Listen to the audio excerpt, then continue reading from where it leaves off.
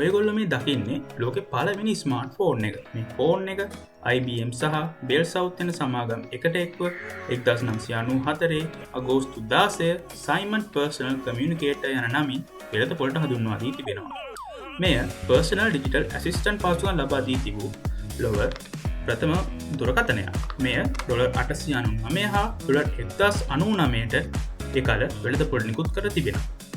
මෙය ග්‍රෑම් 510ක පරක් ඇති අතර මෙහි මෙගාහර්ට්ස් 16ක වැඩම් ප්‍රොසෙසරයක් 1MB RAM එක සහ 1MB ROM එක ඇතුළත් කර තිබෙනවා. මේ ඔපරේටිං සිස්ටම් එක ROM DOS වන අතර බැටරි ලයිෆ් එක කතා කිරීමේදී පැයකට අඩු කාලයක්ද වෙනත් වැඩවලදී පැය 8-12 කාලයක්ද ලබා දීමට එකල හැකි වී තිබෙනවා. මෙහි තවත් විශේෂතා ලෙස ස්ටයිලිෂ් පෙන් එකක්, ඇඟිලි වලින් ක්‍රියා කරන LCD touch screen එකක්, ඒ වගේම address book, calendar, world time clock, calculator, electronic notes, ඒ වගේම email, faxes යන පහසුකම්ද ලබා දී තිබෙනවා. ඉතින් මෙහි මිල අධික බව හා අඩු බැටරි ලයිෆ් එක නිසා එකල වෙළඳපොළ ජය ගැනීමට යම් තාක් දුරකට බාධා ඇතිවුවා.